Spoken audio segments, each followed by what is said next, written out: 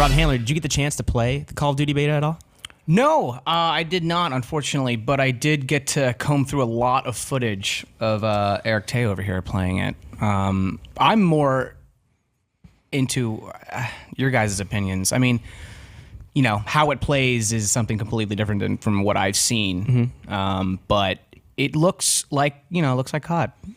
Yeah, I mean, it's weird because it's Infinity Ward. The last game they released was Ghosts, and that was kind of following the whole thing with Respawn forming with Vince Zampella, Jason West, and Grant Collier left. And so this could, theoretically be their first game to put them back on the map. Like, I'm sure that's what they're hoping, because Ghosts was kind of not received all that well. The multiplayer was a little bit stale. The campaign, same thing. But so this is the first chance.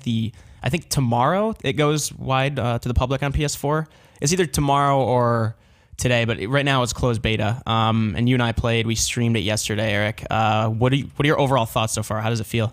Much to what Rob said, it's kind of like another COD. There are like little layers of differences, I guess. Like the double jump wall running stuff they kind of had already in Advanced Warfare. So they're kind of like tweaking that like a little bit. And then now there's rigs instead of specialists like in Black Ops 3. So there's a little bit more to that kind of gameplay or that system that they've kind of gone with. So every rig has like, 3 payloads or 2 or 3 payloads, which is kind of like I know Peter's going to hate me for saying this, but it's like a special ability, like essentially, like an ultimate, even though they're called payloads. And then they all have traits of which do different things. So each character does different things.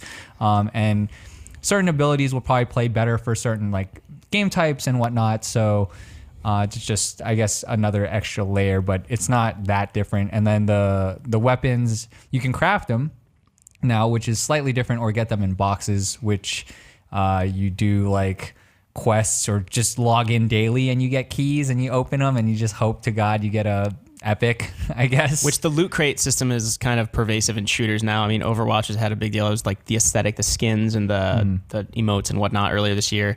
Titanfall, I'm not sure what they're going to have yet. Battlefield 1 has the battle packs. That's very similar. You get skins, you get new weapons. And that's kind of become this thing where it's almost a gamble, right? I mean, obviously you don't have to spend real world money if you don't want to, but it's kind of like the more time you invest, the more chance you have at getting whatever you want, I guess. Did we get anything? I got an epic. So it's like it's kind of like the traditional like Diablo, Destiny loot. It's like a blue weapon, purple, and then orange are the epics.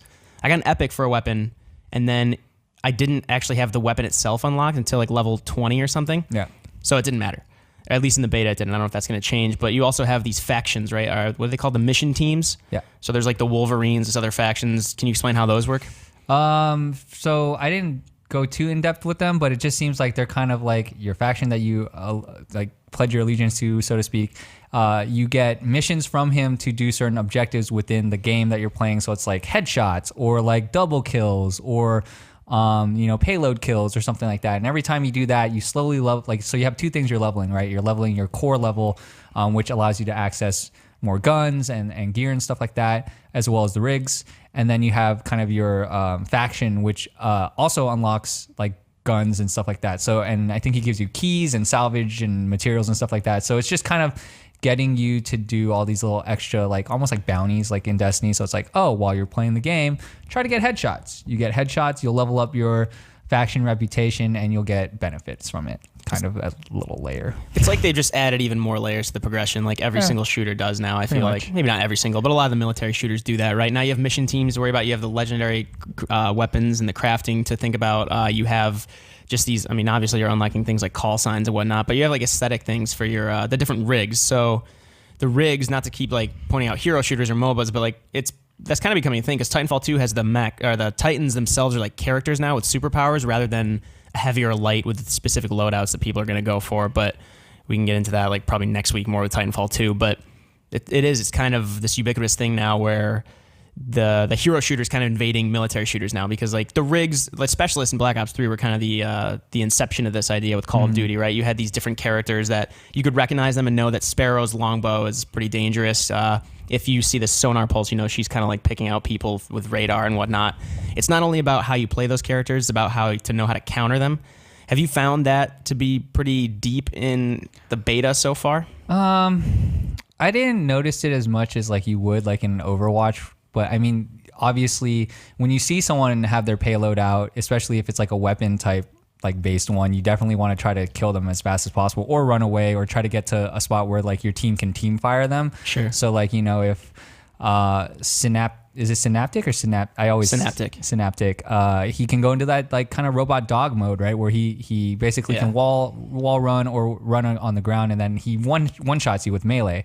But he has to get pretty close to you to do that. So like if you can get away or use some of the movement mechanics that are in the game to get away, then hopefully there's some of that, I guess. But in terms of like hard countering some stuff, I haven't seen it, but if you read some of the tooltips, they do say, hey, this, it's like certain traits and stuff like that will like hard counter something else. I haven't seen it in terms of like the payloads necessarily, but I'm sure like if you're FTL, if you have like essentially like the golden gun, right? Like if you see someone else, I think it's the called eraser, the eraser.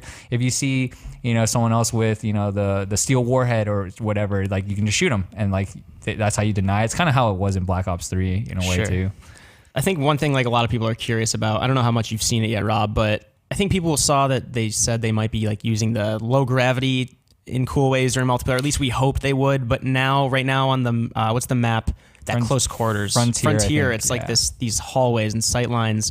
And I like the map because it's cool how like it kind of folds in on itself underneath certain hallways. But it's this spaceship hallway. And like every time someone dies, they just float into the air. But that seemed to be the case for a lot of the maps. But my question was going to be: are different maps like, do they have different like forms of gravity or heightened gravity in some of them? Because it felt like every time you were doing a double jump or a floaty jump, it looked like a mannequin was kind of like flying around the map. And it was just a weird something that I feel like for a COD game I've never seen before. Like right. Well, it's weird because in this, I can't remember for the life of me. In Black Ops 3, did you also have to kind of hold the boost button to do the double jump as opposed to Titanfall where you just tap it twice? Because right now you kind of, to use up the whole meter, it's like this meter you use up, and wall running uses it, double jumping uses it, sliding a little bit Black too. Ops 3 had a little bit more of like a feather to it. Like you could kind of get a little more out of it. Like it was a little more controlled opposed to a hard second jump. Because this like right now, this does it too. Same thing. Okay. This right now is you have to like hold it a little bit to use the whole double jump, and that kind of worries me because I don't want my thumb to be there. I want it to be on the analog stick, ready to aim at somebody. I mean, because if you just let go, you're not going to do the full height of your jump, and if you need that full height to vault over something or get to this wall to run down it, kind of worries me. It's a minor mechanic. I'm sure it wouldn't affect the overall game too much, but it feels good in general. Same thing with the ground dash. You have to kind of hold circle or eventually B when you're sprinting and everything. But that's the one thing I haven't seen. This is just the beta. The game, we got one of our editors is reviewing it right now, but obviously he can't talk about it yet. It releases early November, but right now it doesn't seem like they're using the future aesthetic to make the maps actually interesting. I mean, I like the rigs and I like the idea of those, and I like that they're a little deeper than the specialists, because the specialists were kind of, again, like the introduction to that idea. They had the mobility and everything from Advanced Warfare and like earlier Titanfall, but right now I'm not seeing too much creativity like when I kind of want to at this point when we're this close to release. I don't know, because you have like, we're talking in like a few minutes about which shooter is right for you coming out this fall. I mean, we had Doom and Overwatch and, Battleborn earlier in the year, but now we have like another 3, which are all kind of similar, like military shooters. And, you kind of have to set yourself apart, especially if you're Call of Duty, which releases every year. People are going to buy it. People are going to like it. I'm sure it's going to be, it will probably be decent from everything I've played so far. But I don't know. I kind of was hoping that we would see more in the beta about them being creative. Yeah. I mean, to your point, it's like, we're pretty deep in the game now, so I'm pretty sure like what you saw in the beta outside of like some like rig balancing or weapon balancing is kind of what you're going to get, unless there's more maps that we haven't seen, which is possible. But I mean, Frontier is probably like a decent example of like where they could have messed with low grav a little bit, and they didn't, right? So I don't know if they're going to innovate in terms of that, in terms of like maps and stuff like that. So I don't expect that so much, but it's another solid COD game. The shooting's like what you would expect, no, like very little recoil, action's really fast, you get back in like really quickly. I think that's kind of part of the allure of playing COD, I guess, is that like even if you die, it's like, oh, I'm gonna go get that guy because I can respawn like right away. Whereas like with the Battlefield and some of these games we're going to talk about later, it's a little bit different. But it's definitely an interesting time with like these 3 kind of like all futuristic shooters, or well, sans Battlefield, but all these shooters coming out like almost like weeks after each other. Yeah, to be completely fair, I had fun with Call of Duty. I don't know if I would want to play it past that level 30 mark. I think is 30 the cap for the beta. 30 is a cap for the beta, but I'm sure there's probably more rigs than that. And again, there's another handful of maps we don't even have access to right now. We're going to be able to probably get more into the weapon crafting just because we're playing with different mission teams, I would assume. I think there's only one unlocked right now, or two. There's two, yeah. Okay. So yeah, I think there are more than that. Don't quote me on that, but yeah, I'm looking forward to it. And again, I'm kind of more curious about the campaign at this point. The campaign is the one thing that, they said there's no loading screens. It's just like this seamless thing. You're either taking off from Earth to space or vice versa, or planet to space. I don't know what planets you go to. Or it's a cutscene, which sounds cool. Or you're in that hub ship, which sounds cool because if it's this kind of, I don't know how they're going to structure it, but if it's this seamless kind of thing that you're just playing the whole time and not just going, oh, mission 3, let's just replay that. That sounds like that could set this game apart from like Black Ops 3, which had a pretty decent campaign. It wasn't my favorite, but I'm pretty curious about single player in this game. Or like any Call of Duty game. Like that doesn't sound linear at all, which is like totally the Call of Duty experience. Yeah. And the space combat, I haven't tried yet at all. I don't think, aside from people that are like reviewing it ostensibly, I haven't touched that. I don't think anybody has. But yeah, so that is Call of Duty Infinite Warfare. The beta, I believe, I think it's either today or tomorrow. It's open for everybody on PS4, and that will be, like public now. It won't just be closed. So more people will be able to play it, go up to level 30, and you guys will get to try it out. And let us know what you think in the comments below.